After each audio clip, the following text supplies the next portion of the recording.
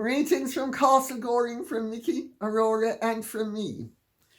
Well, today I have some important news to convey, and I think there are times when intervention is a desirable thing, and I have received 3 separate communications, shall we say, in the last few days about the King's health, and I am taking preventative action, because if I'm getting questions and information along these lines, you can depend upon it that sooner or later other people are going to be getting the same questions, and they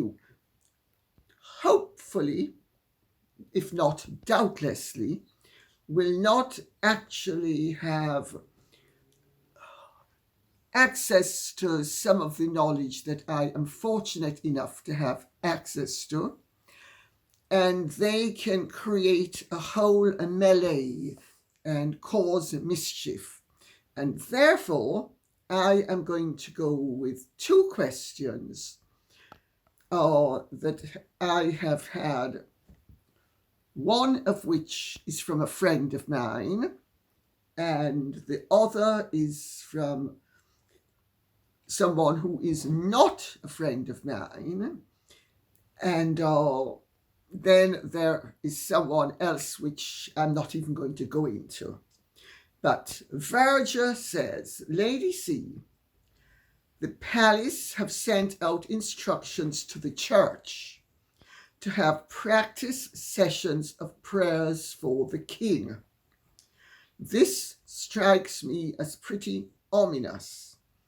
I know, as a faithful follower of your channel, that you have connections in the church. Can you comment, please? And I'm going to read out. No, I'll read them one at a time. Let's stick to one at a time.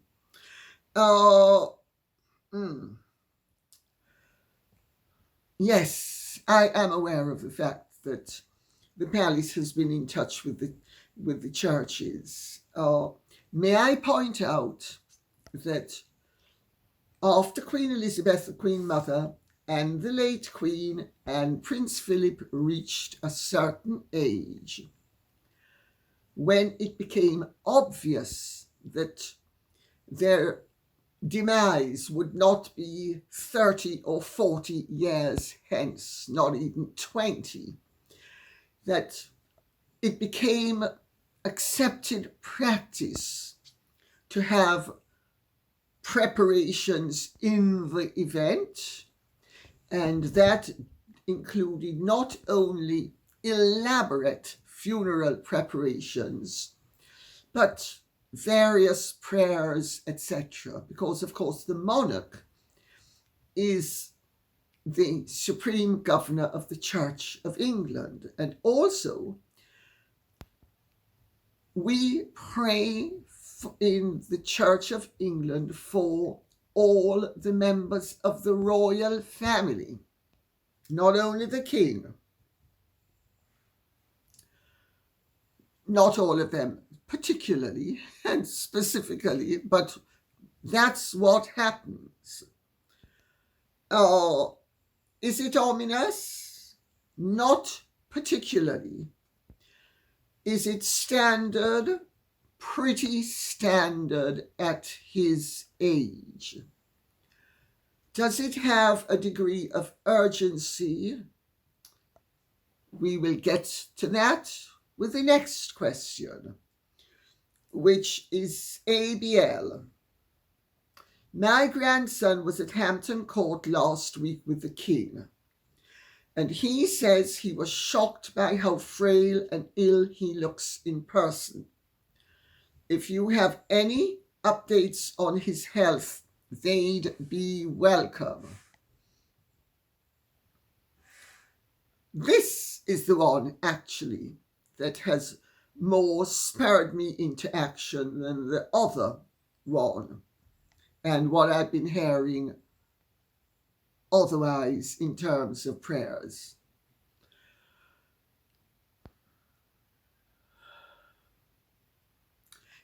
I don't think there's anything to be afraid of. I need to be careful what I say. I do not intend to encroach upon the king's privacy. I do not intend to violate any confidences I've been given or impart any information that I know would be inappropriate to impart. Let me put it this way. I know what sort of cancer the king has. I know where he's been treated, and I know how he's been treated, and I know the forms the treatment, and it's more than one, are taking. I also happen to have a brother-in-law who is a superb diagnostician and a wonderful expert. He's actually a cardiologist, his specialties, but he keeps up on everything. And he was extremely helpful with me to understand what was happening with the late Princess of Wales, how she died, why it was desirable that she died in the circumstances, and what went wrong, and how she could have been saved, if at all, etc. And he is relatively optimistic. The fact that the king is not cured doesn't mean that you can't live with cancer for years nowadays. He's also got access to the finest medical attention on earth. And my brother-in-law assures me, as well as other doctors I have spoken to, and indeed friends of mine who have cancer, one of whom was mentioned a few weeks ago in connection with the Princess of Wales and her cancer. And there are tremendous advances being made now that make it very likely that if you last another 6 weeks or 6 months, you might last another however much longer in terms of years. They have now tremendous advances and the ability to keep people alive and to make their quality of life as good as possible. That doesn't mean that they look well. Let's put it that way. There is a price to pay for everything. And yes, the king does not look in the halest and heartiest condition. And he's not in the hale and heartiest condition, but that doesn't mean his demise is imminent.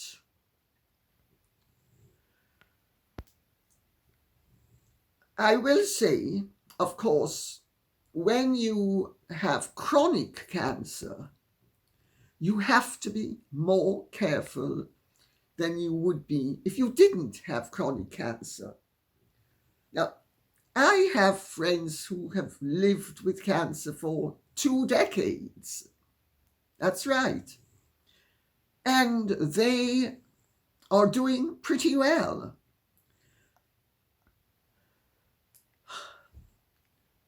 I don't think I need to belabor the point anymore.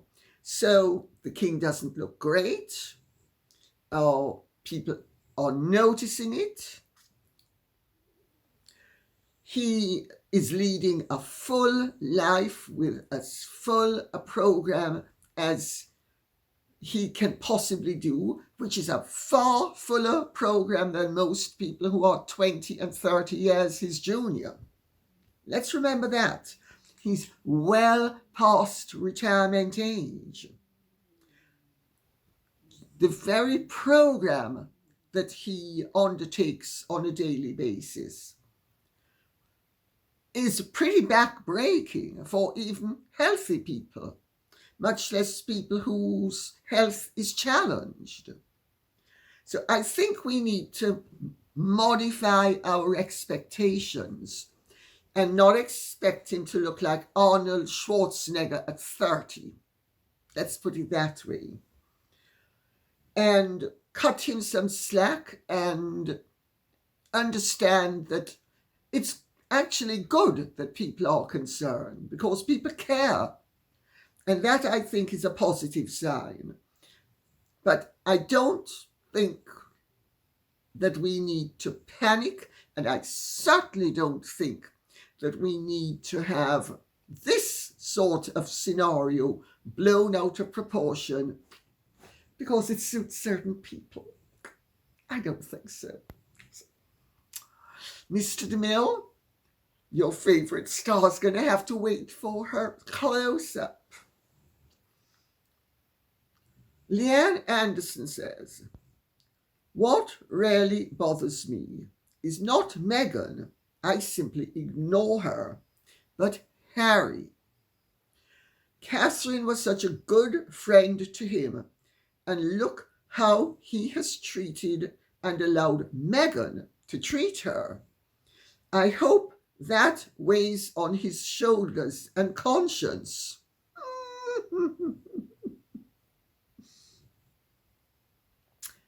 Pigs in lipstick don't have consciences. And I'm not sure pigs without lipstick have consciences either. And Harry's behaviour certainly does not indicate somebody whose conscience, presuming he has one, has been pricked. On the contrary, he has behaved like a real prick. My understanding is it doesn't weigh on his conscience at all. And the likelihood is it's never going to weigh on his conscience because Harry evidently has one of the traits of Meghan, an inability to ever admit to being wrong, an inability to ever face up to the fact that he is insufficient. All of us are insufficient, but the more insufficient people are, seems to be the less likely they are to admit their failings. I couldn't agree more, by the way, with your contention, Leanne Anderson. It is very disturbing that Harry could have loved Catherine the way he did, and all the wonderful things he said about her, and the fact that he also wanted his own Catherine, instead of which he got an Iaga. And look at what he has done and what he has stood by and allowed to happen. Prince Philip's death. Prince Philip checks out with Harry and Meghan and Oprah, making sure he checks out with grease under his feet. Shoop! The Queen checks out with Harry and Meghan given an opportunity to go to Balmoral to take the two children. They decline, and when the deathbed scene presents a photo op and a confession of disaster, no, I don't, 10 tears left eye. She loved me, you know. I was her favourite granddaughter-in-law. She loved me totally. Yes, she did. And I broke my heart to see her. And as she was wafting away, she said, Meghan, she said, you're the best thing that ever happened to this family. She said, I die happy knowing that you're there to take care of my favourite grandson, Harry, the one who has protected me all these years, and make sure I'm surrounded by the right people. And he's also, yes, you've been so wonderful, Megsy baby, that I will now go and meet my maker, knowing that the world is in safe hands. And pigs fly. Let this pig with lipstick fly again. Yokohama Sapphire says, Dear Lady C, please go further in explaining the royal family's reluctance to rescue Harry and his reputation in the event of a divorce. Love your show. Thank you. Interesting question and the way you put it. I'm not quite so sure how deeply I want to delve into this and to what extent I truly want to give a comprehensive answer. Let's put it that way. So, if I skirt around the issue slightly, I hope you'll understand. But who knows, maybe I won't. So let's see what comes out. Because when I answer, I just answer. And it's like driving a car on a mountain road that you don't know.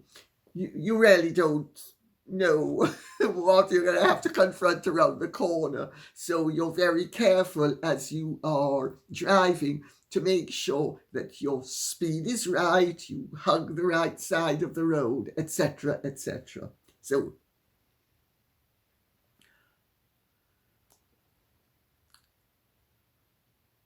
in the event of a divorce, nobody can predict what either Meghan or Harry will do. People have a shrewd idea of what they won't do. And one of the things they think they won't do is behave correctly.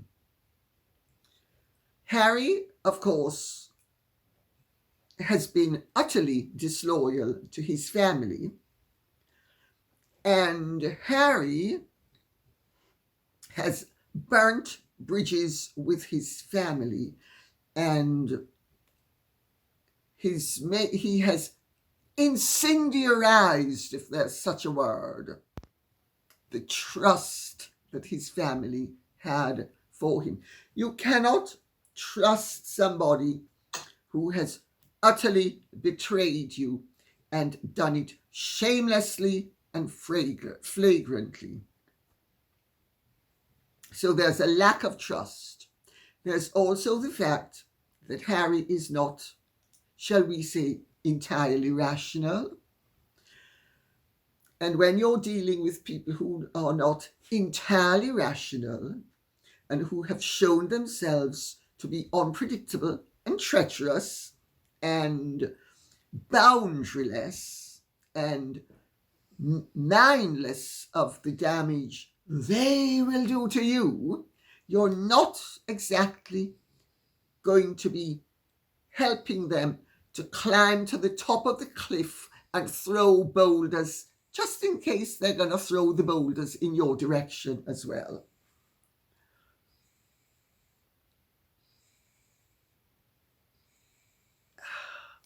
Let me see if I want to say any more at this point. Depending on what accusations Meghan and Harry would have against each other, why would the royal family wish to be dragged in to a melee that is going to be unsavoury, unseemly, and reprehensible, but of worldwide interest. It suits the family to do the right thing by themselves personally, by the royal family, by the monarchy, by the nation, and by the Commonwealth, all of which means keeping as great a distance from the filth and the muck and the stink that would take place as possible. And in fact, it suits them to have Meghan further wreck Harry's reputation, because it prevents him from further wrecking theirs. Let's remember, Meghan is not the one that wrote Spare. Harry is. Harry is the one who told the lies. His name is there. And if Harry now wants anybody to believe, well, it's really, it's accidental. I didn't mean any of it. Excuse me, Harry. You are the person who is the voice on the audio version of the book. You cannot distance yourself from it. So, I hope that answers the question. Janety Rosansky says, "Oh my goodness, Lady Colin Campbell, I just watched you on the Royal Grift. The show was Sally Jesse Raphael, and you were so beautiful then and now." Thank you very much. Well, I certainly don't have the catholicity of appeal now that I had 33 years ago. In those days, I walked into a room and all swordsmen had their swords whipped out on guard. It doesn't happen now. Oh. Also, you notice I used to dye my hair dark brown. In my 30s, I was a brunette. And I'll tell you why. Because I thought, everybody in England is a blonde. I'm going to be a brunette. And it was easier because when I had modelled, I had also been a brunette. I used to dye my hair brown for the simple reason that when my hair was blonde, from 1 week to the other, my hair didn't match my hair pieces, which in those days were absolutely fundamental to modelling. So at times you'd have 10 hair pieces and not one of them was the right colour. Because when you're blonde, your hair actually is a slightly different colour depending on the season and depending on how much sunlight you're getting. And so I went brunette. And by the time I was in my early 40s, I began to notice that it was a little bit harsh. So gradually I went back to being blonde. But in the Sally Jesse Raphael Show, I am still brunette. So, and thanks for thinking that I was nice looking. I loved your conversation with the 3 gentlemen. You are the best. Well,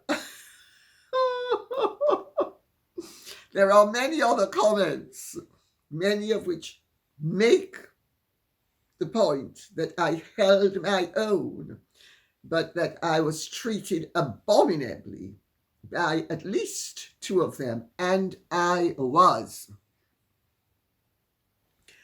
I looked at it because so many people mentioned, and so I went on to the Royal Grift and I looked at the show, and I remembered things, it reminded me of things, I should say, that I'd completely forgotten. or for instance, that Andrew Morton caused such a fuss because I had not allowed him to browbeat me, that he insisted that one of the segments be altered so that he could be questioned directly by Sally Jesse Raphael.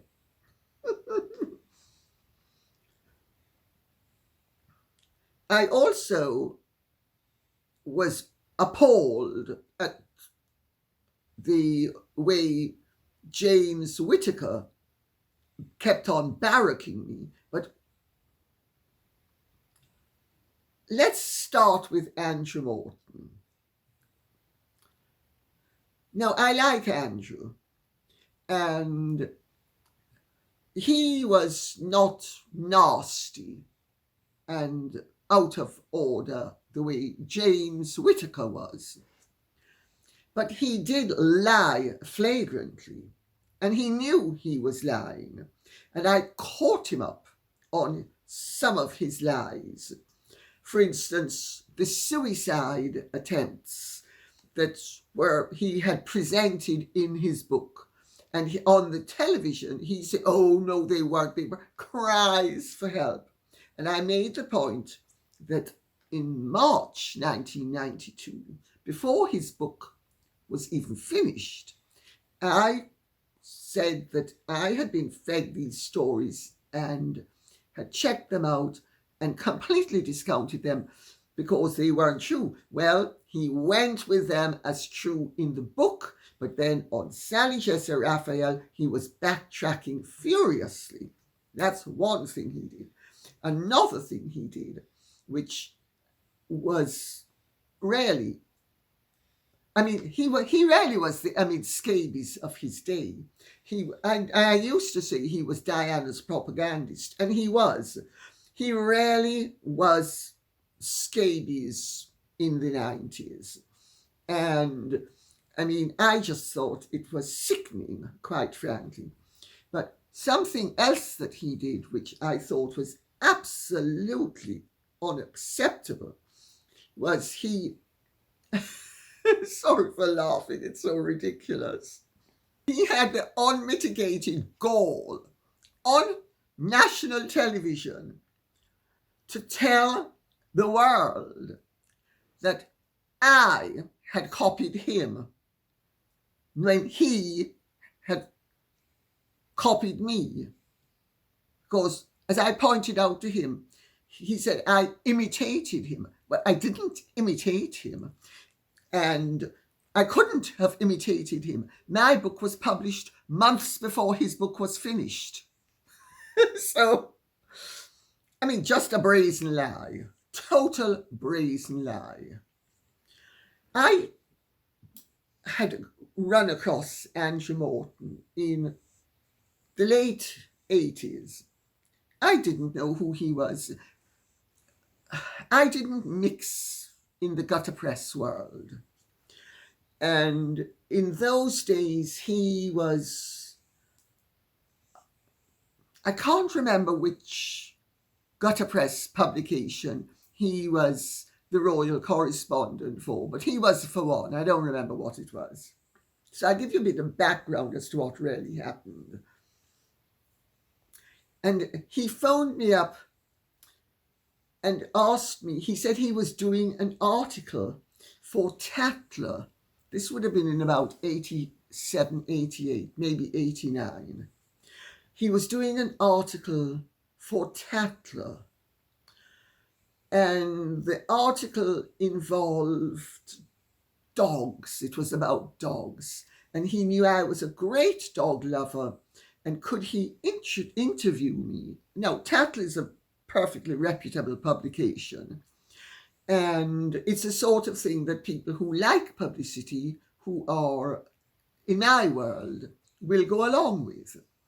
Well, I pointed out to him that I don't like personal publicity, and I only ever do anything in terms of personal publicity if I have a product to promote, in other words, a book.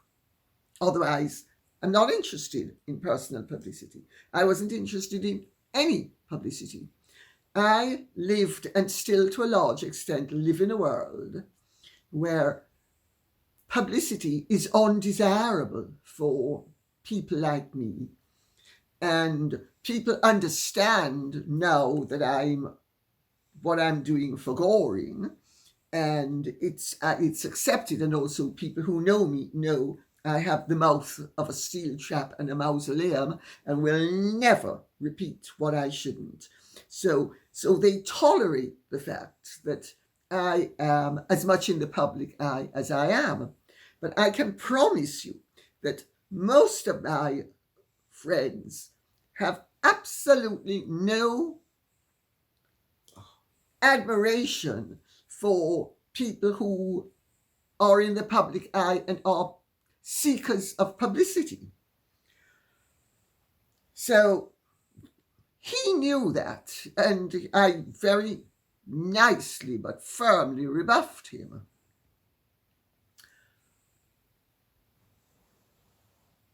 James Whittaker, I had absolutely no idea who that buffoon was. I then discovered that down the line that Diana used to call him the big fat tomato because he was red, blustery, etc. Always, and Diana despised him.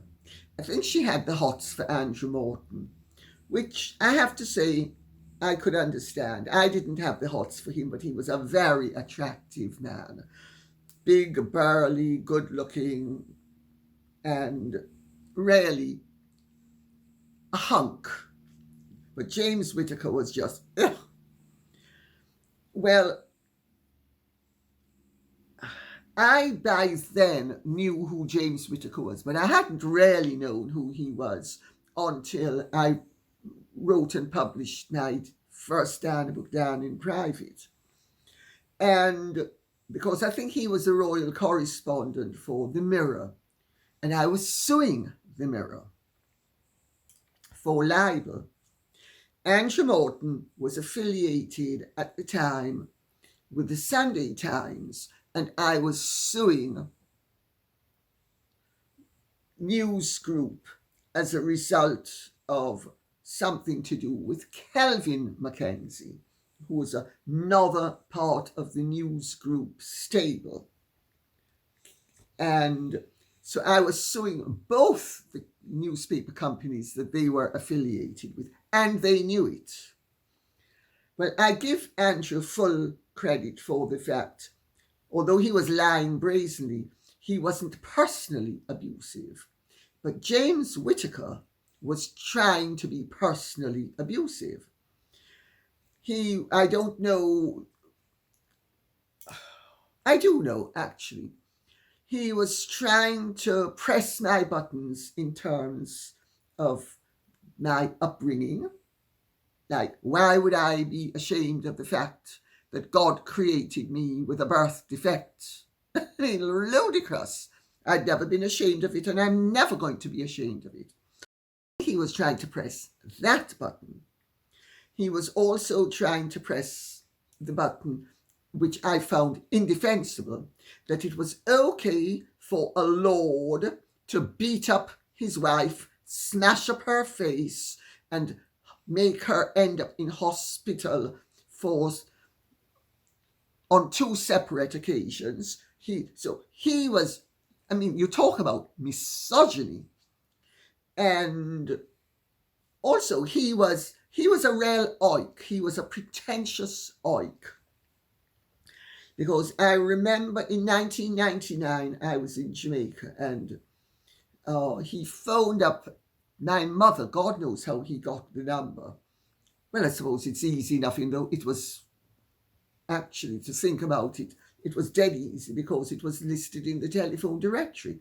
All civilized people in those days listed their numbers in the telephone directory. It was regarded as the height of commonness and vulgarity to have an ex-directory number, for what that's worth. It wasn't like precious and pretentious the way it now is. Oh, I've got I'm so precious. On the contrary. And he asked my mother if she felt honoured that her daughter had married Lord Colin Campbell. And she said to me, this strange man phoned up and wanted to know.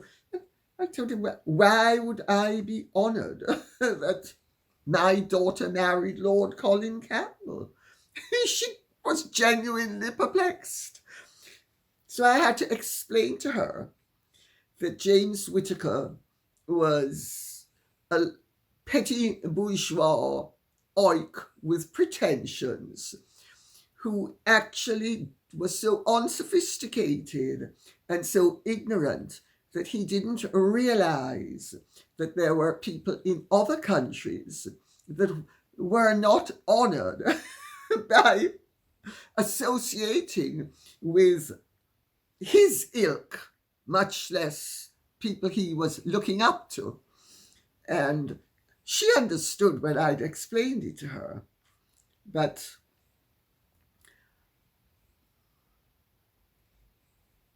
then I saw him in about 2009 or 10.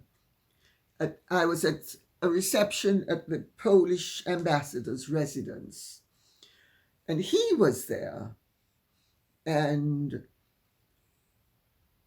I don't remember now if someone tried to introduce us or he came up to me. But there was an exchange. And he tried to be pleasant and sort of, hail fellow, well met attitude. And I just brushed him off. And he tried to mend fences by saying sort of, oh, well, it was just, all right because it's the way the game is played. And I pointed out to him that it wasn't all right. And as far as I was concerned, abusing me and disrespecting me and trying to denigrate me in front of half the world was not the way the game was played. And that he, as far as I was concerned, he always was and always would be scum. And I walked off. He died about 2 or 3 years later. Not killed by me, I hasten to add. So, but you will notice if you look at the show, and I'd recommend that you look at it because it's really entertaining to see how everything Andrew Morton said turned out to be rubbish. Everything James Whittaker said turned out to be rubbish. And I mean, James Whittaker is there saying that Diana never had a lover. Very funny. And there was Andrew making out that poor sweet Diana when but I made the point that Diana had her Camilla Parker Bowles. I mean, ghastly. But let me put it this way. It's been nice to live long enough to see all those crones eat crow. Because everything I said in Diana in private and then in the Real Diana, which of course wasn't written until 5 years hence after the Sally Jesse Raphael Show was aired. But everything I said has turned out to be true and fair. And in fact, I was really nice about Diana because I only mentioned 4 lovers that she'd had. I could have mentioned many more. and the public now know about many more. And Diana herself is the one who confirmed that what I said in my book about Barry Manakee and James Hewitt was absolutely spot on. So, presumably Diana and I didn't know as much as Andrew Morton and James Whittaker. So, it's really interesting. I will come off the subject having made one other observation, because last week there was a similar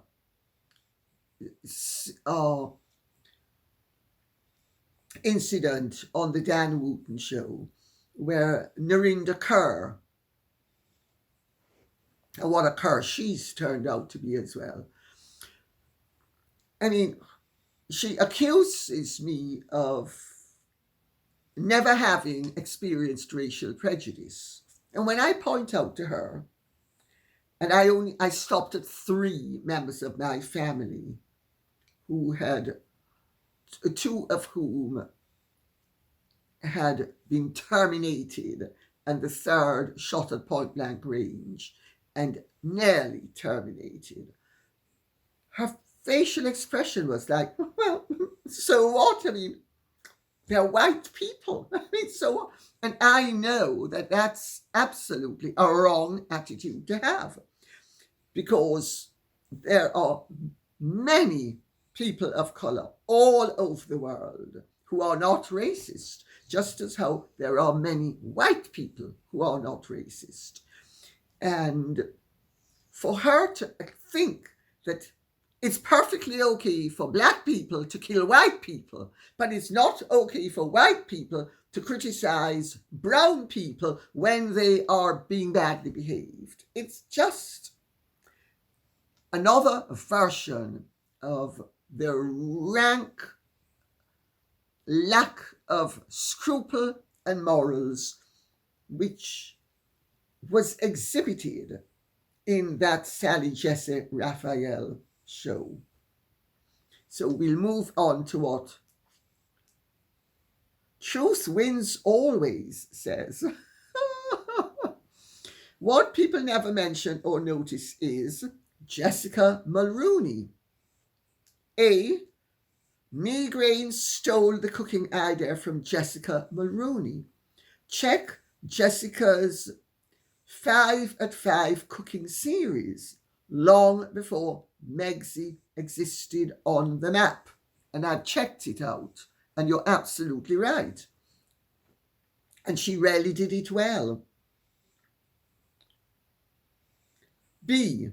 She stole the, oh, I'm so stylish idea from Jessica Mulroney, who is actually a stylist. And Jessica Mulroney is the one who, when she styled her, made Meghan look halfway decent.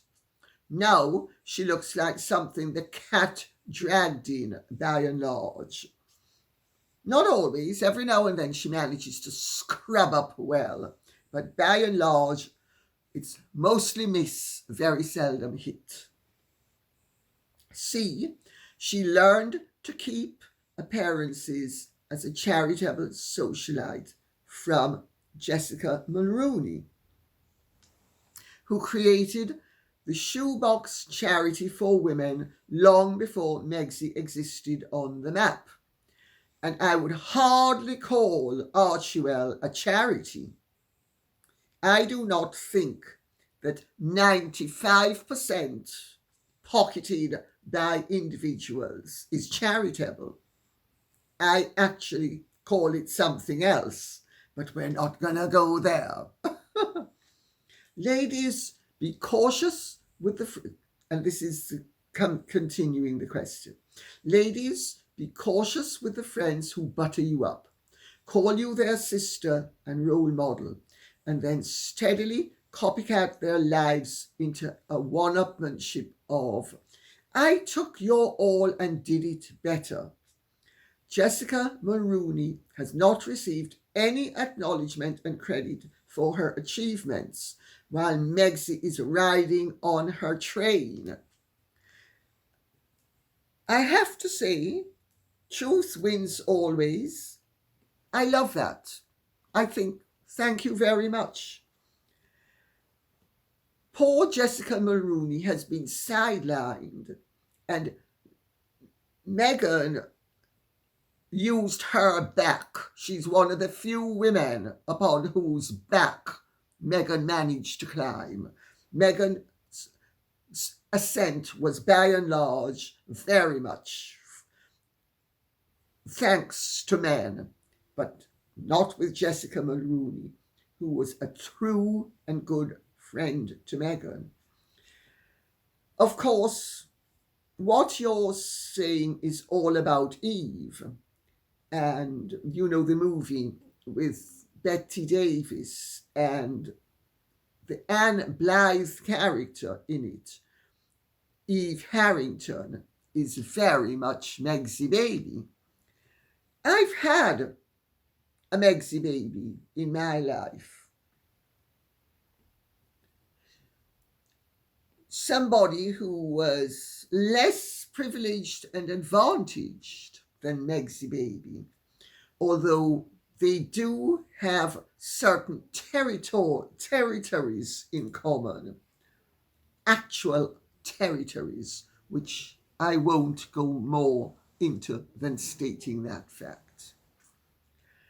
And a friend of mine said to me once, she said, you know, you don't realize it, but mentioning the name of the person, she said, mimics everything you do.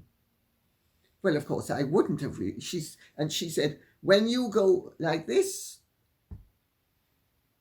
2 seconds later, she goes like this.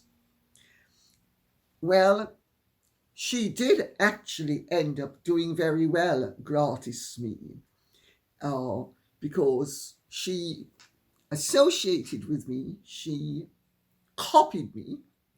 Now, this is what other people have said, so I'm not going to say what I have said, because what I have said, I don't think you could actually tolerate hearing it on YouTube. It would be too colourful. But what other people have said, friends of hers, going back to before she ever met me, said she targeted me. She knew that if she managed to associate with me and befriend me, that she would ultimately meet somebody who she would fulfill her ambitions maritally. Let's put it that way. It took her 15 years, but she did it. Now, that's persistence, and it's rather admirable in its own way. Well, she never did it better than I did, but she still did it pretty well. And I'll tell you, she is, unlike Meghan, who is flagrantly obvious and a totally apparent opportunist, this other one has sincerity and devotion down pat. The only thing is, one day you wake up and you realize she's utterly insincere, and the only devotion she has is to her ambitions. But unlike Megxie baby, who flies over the radar and exposes herself at every turn, this other woman doesn't. But so, this is a very good warning. Ladies, be cautious with the friends who butter you up. She used to endlessly butter me up, call you their sister and role model. She used to call me her role model. She never called me her sister, but she kept on saying I was her best friend and she was mine. And I said, I don't have best friends. I'd been down that route before. So I said, I don't have best friends. But she said, well, if you had best friends, I'd be your best friend and you're my best friend. And blah, blah, blah, blah, blah. So it's, I have a degree of, shall we say, synchronicity with Jessica Mulroney. Except, of course, Jessica Mulroney still has her husband, who still has her respectability, still has the respect of people who know her and who have known her for a long time, and is not loathed internationally. Meghan, well, she has the dolt. She has the disdain and scorn of much of the world. And has she outstripped Jessica Mulroney? If infamy is the desired objective, yes. But if actual, genuine success as a human being and as somebody who is respected is the benchmark of success, Jessica Mulroney is still in front. And we will now end with what Paulina Peter says. So COVID did come from the Wuhan lab. There goes another conspiracy theory proved true. We're running out of conspiracy theories because they're all true. I think it is absolutely outrageous, but there is a book that I would recommend that you read if you are interested. It is by Alina Chan and Matt Ridley, Viral, The Search for the Origin of COVID-19. You can order it on Amazon. Alina Chan is a scientist who very quickly realized that what we were being fed in terms of COVID was untrue. She's actually Canadian, if I recall correctly. And she is of Chinese descent. So she got it from both the Chinese, who resented the fact that she was actually calling into question the narrative, shall we say, that we were being duped with. And of course, she got it from the scientific community and from Dr. Anthony Fauci, who, it has to be said, I can now begin to see clearer and clearer why Biden pardoned him and why he pardoned him from the length of time he pardoned him. Because it really is emerging that Anthony Fauci was up to his eyeballs in all of this and clearly knew that what he was saying was actually not only unfounded, but he helped to create the whole mess. I don't want to go into it more than that, beyond saying, do your own investigations. And we have witnessed some of the most wicked acts in recent years perpetrated upon a trusting and a vulnerable public by people who were either elected to take care of our interests and failed to do so, or were deceived by professionals, including healthcare professionals, such as Dr. Anthony Fauci. And she also mentions the World Health Organization as well. And the sinister part they played in the whole process as well. And when you stop to think that a whole generation of school-age children will be marked for the rest of their lives by having their schooling interrupted for 2 years, not to mention the disaster to the world's economy, which will take us at least a generation to get over. And the scientists who were calling out the Great Barrington Declaration scientists, one of whom, fortunately, is now a member of the American administration, and people like Alina Chan. It is absolutely disgraceful, but it's happened, and it is imperative that we, the people, have our eyes open as to what happened and why it happened. Because why did it happen? So that people who wanted and lusted after power could achieve it, and also wealth and destructiveness. Because make no mistake about it, messing around with the COVID virus, Obama prevented what Fauci then took to Wuhan and was doing with the Chinese in Wuhan. And that's the basis of it all.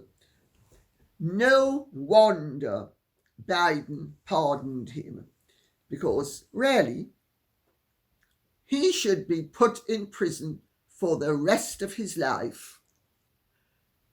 He should be given the treatment that he wanted other people to have. He should be isolated for the rest of his life. Sadly, it's not going to happen. And on that note, I'll say thank you very much for listening. I hope this has been of some interest to you. If it has, please keep the questions and comments coming in so I will know what you would like us to be speaking about. Thank you so much. Take good care and Godspeed. And if you have truly enjoyed this, would you care to like, share, subscribe, press the notification bell, and a bientôt. Bye-bye.